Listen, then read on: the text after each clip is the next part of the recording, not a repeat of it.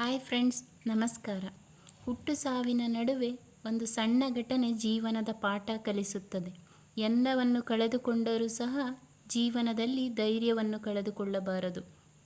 ಕಿತ್ತು ತಿನ್ನುವ ಜನರ ಮಧ್ಯೆ ಕೊಟ್ಟು ತಿನ್ನುವ ಜನರೂ ಸಹ ಇದ್ದಾರೆ. ನಾನು ಯಾಕೆ ಹೀಗೆ ಹೇಳ್ತಾ ಇದ್ದೀನಿ ಅಂದರೆ, ಭಾನುವಾರ ಸುಮಾರು 8 ಗಂಟೆ ಸಮಯಕ್ಕೆ ನಾವು ಮೈಸೂರಿನ ಇಲ್ವಾಲದ ಮಾರಮ್ಮ ದೇವಸ್ಥಾನ ಜಾತ್ರೆಗೆ ಅಂತ ಹೊರಡ್ತೀವಿ. ಈ ದೇವಸ್ಥಾನ ಸುಮಾರು ನಮ್ಮ ಮನೆಯಿಂದ 1.5 ಕಿಲೋಮೀಟ್ರ್ ದೂರ ಇದೆ. ನಾವು ನೈಟ್ ವಾಕು ಆಗುತ್ತೆ ಅಂತ ನಡ್ಕೊಂಡೇ ದೇವಸ್ಥಾನಕ್ಕೆ ಹೋಗ್ತೀವಿ. ದೇವ್ರ ದರ್ಶನ ಮಾಡ್ತೀವಿ. ಜಾತ್ರೆ ಆಗಿರೋದ್ರಿಂದ ತುಂಬ ರಶ್ ಇರುತ್ತೆ. ಆ ರಶ್ಶಲ್ಲೇ ದೇವ್ರ ದರ್ಶನ ಮಾಡ್ಕೊಂಡು ಹೊರಗೆ ಬರ್ತೀವಿ. ಹೊರಗೆ ಬಂದು ಪಾಕೆಟಿಗೆ ಕೈ ಹಾಕಿ ನೋಡಿದಾಗ ಪರ್ಸ್ ಇರೋದಿಲ್ಲ. ಪಾಕೆಟಲ್ಲಿ ಯಾರೋ ಪರ್ಸ್ನ ಎತ್ಕೊಂಡಿರ್ತಾರೆ. ಅಲ್ಲೇ ಎಲ್ಲರೂ ಬಿದ್ದಿರ್ಬೋದೇನೋ ಅಂತ ಒಂದು ಡೌಟಲ್ಲಿ ಅಲ್ಲೂ ಎಲ್ಲ ಕಡೆ ಹುಡುಕ್ತೀವಿ. ನಮಗೆ ಪರ್ಸ್ ಸಿಗೋದಿಲ್ಲ. ಸರಿ ಅಂತ ಬೇಜಾರಲ್ಲಿ ಮನೆಗೆ ಬರ್ತೀವಿ. ನಾವು ಮಾಡಿದ ತಪ್ಪೇನೆಂದರೆ, ನಾವು ದೇವಸ್ಥಾನಕ್ಕೆ ಹೋಗಿದ್ವಿ. ಪರ್ಸಲ್ಲಿ ಇದನ್ನೆಲ್ಲ ಇಟ್ಕೊಂಡು ಹೋಗೋ ಅವಶ್ಯಕತೆ ಇರಲಿಲ್ಲ. ಪರ್ಸಲ್ಲಿ ಏನೇನಿತ್ತು ಅಂದರೆ, ಪ್ಯಾನ್ ಕಾರ್ಡ್ ಇತ್ತು, credit card, debit card, driving licence, visiting card ಇತ್ತು. ನಾವು ಬೇಜಾರಲ್ಲೇ ಮನೆಗೆ ಬಂದು, ಮತ್ತು 200 ರೂಪೀಸ್ ಕ್ಯಾಶ್ ಇರುತ್ತೆ ಅಷ್ಟೇ. ಮನೆಗೆ ಬಂದು ಕಾರ್ಡ್ಗಳನ್ನೆಲ್ಲ ಬ್ಲಾಕ್ ಮಾಡ್ತೀವಿ ರಾತ್ರಿ ಕೂತ್ಕೊಂಡು. ಮತ್ತು ಒಂದು ಹೋಪ್ಸ್ ಏನು ಅಂದರೆ, ವಿಸಿಟಿಂಗ್ ಕಾರ್ಡ್ ಇದೆಯಲ್ಲ, ಯಾರಾದರೂ ಕಾಲ್ ಮಾಡ್ಬೋದೇನೋ ಅನ್ನೋ ಉದ್ದೇಶದಿಂದ ಕಾಲ್ಗೆ ವೆಯ್ಟ್ ಮಾಡ್ತಾನೆ ಇರ್ತೀವಿ. ಬೆಳಗ್ಗೆ ಆಗುತ್ತೆ, ಯಾರೂ ಕಾಲ್ ಮಾಡೋದಿಲ್ಲ. ಸರಿ, ಇನ್ನೇನು ಸೋಮವಾರ ಬೆಳಗ್ಗೆ ಆ್ಯಸ್ ಯೂಶ್ವಲ್ ಆಫೀಸ್ಗೆ ಹೊರಡಬೇಕು, ಬ್ಯುಸಿ. ಆಫೀಸ್ಗೆಲ್ಲ ಹೊರಡ್ತೀವಿ. ಇನ್ನು ಪ್ಯಾನ್ ಕಾರ್ಡು ಬೇಕಲ್ಲ, ಡೂಪ್ಲಿಕೇಟ್ ಪ್ಯಾನ್ ಕಾರ್ಡ್ಗೂ ಸಹ ನಾವು ಅಪ್ಲೈ ಮಾಡ್ತೀವಿ. ಹಾಗೆ ಆಫೀಸ್ ವರ್ಕಲ್ಲಿ ಬ್ಯುಸಿ ಆಗಿಬಿಡ್ತೀವಿ. ಸುಮಾರು ಒಂದು 10-11 ಗಂಟೆ ಸಮಯದಲ್ಲಿ ಒಬ್ಬರು ರವಿಗೌಡ ಅನ್ನೋರು ಕಾಲ್ ಮಾಡ್ತಾರೆ. ಒಂದು 3-4 ಸಲ ಕಾಲ್ ಮಾಡಿರ್ತಾರೆ. ಅವರು ಕಾಲ್ ಪಿಕ್ ಮಾಡಿರೋದಿಲ್ಲ. ಆಮೇಲೆ ನಾವೇ ಯಾರ್ದು ಕಾಲ್ ಬಂದಿದೆಯಲ್ಲ ಅಂತ ಕಾಲ್ ಪಿಕ್ ಮಾಡಿದಾಗ ಅವ್ರು ಕೇಳ್ತಾರೆ, ನೆನ್ನೆ ನಮ್ಮ ಆಟೋದಲ್ಲಿ ಏನಾದರೂ ಕೂತ್ಕೊಂಡಿದ್ರಾ? ನಮ್ಮ ಆಟೋದಲ್ಲಿ ಒಂದು ಪರ್ಸ್ ಸಿಕ್ತು, ಆ ಪರ್ಸಲ್ಲಿ ವಿಸಿಟಿಂಗ್ ಕಾರ್ಡ್ ಇತ್ತು, ಅದಕ್ಕೆ ನಿಮ್ಮದೇನಾ ಅಂತ ಫೋನ್ ಮಾಡಿದೆ ಅಂತ ಹೇಳ್ತಾರೆ. ಆ ರವಿ ಅಣ್ಣ ಅನ್ನೋರು ವಿಜಯನಗರ 4th ಸ್ಟೇಜ್ ಮೈಸೂರವರು. ಅವರು ಸಹ ನಮ್ಮ ಥರ ಇಲ್ವಾಲದ ಜಾತ್ರೆಗೆ ಅಂತ ಬಂದಿರ್ತಾರೆ.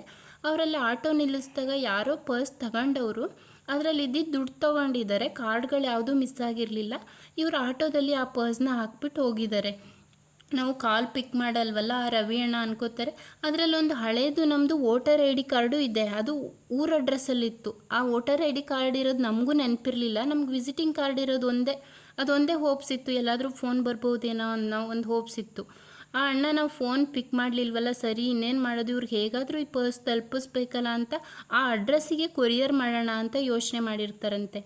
ಅವ್ರಿಗೆ ಹೇಳಿದ್ವಿ, ಅವ್ರದ್ದು ವಿಜಯನಗರ 4th ಸ್ಟೇಜು, ಅಲ್ಲೇ ಬಂದು ಕಲೆಕ್ಟ್ ಮಾಡ್ಕೋತೀವಿ, ನಮ್ಮದೇ ಪರ್ಸು ಅಂದ್ವಿ. ಬೇಡ, ನಾನೇ ಬರ್ತೀನಿ ಆ ಕಡೆ, ನಂಗೆ ಆಟೋದಲ್ಲಿ ಬರೋಕ್ಕಿರುತ್ತೆ, ಬಾಡಿಗೆಗಿರುತ್ತೆ, ಅಲ್ಲೇ ಬರ್ತೀನಿ, ನಾನೇ ತಂದು ಕೊಡ್ತೀನಿ ಅಂತ. ಸುಮಾರು ನಮ್ಮದು ಭಾನುವಾರ ರಾತ್ರಿ 8ರಿಂದ 8:30ಕ್ಕೆ ಪರ್ಸ್ ಕಳೆದೋಗಿತ್ತು. ಅದೇ ಸೋಮವಾರ ರಾತ್ರಿ ಅದೇ ಸಮಯಕ್ಕೆ ನಮಗೆ ಆ ಪರ್ಸ್ನ ಅವರು ವಾಪಸ್ ತಂದು ಕೊಡ್ತಾರೆ. ಅವ್ರು ತಂದು ಕೊಟ್ಟಿದ್ದಕ್ಕೆ ನಾವು ತುಂಬ ಥ್ಯಾಂಕ್ಸ್ ಹೇಳ್ತೀವಿ. ಏನಾದರೂ ಪೆಟ್ರೋಲ್ ಚಾರ್ಜ್ಗಾದರೂ ತೊಗೊಳ್ಳಿ ಅಂತೀವಿ, ತೊಗೊಳ್ಳೋದಿಲ್ಲ.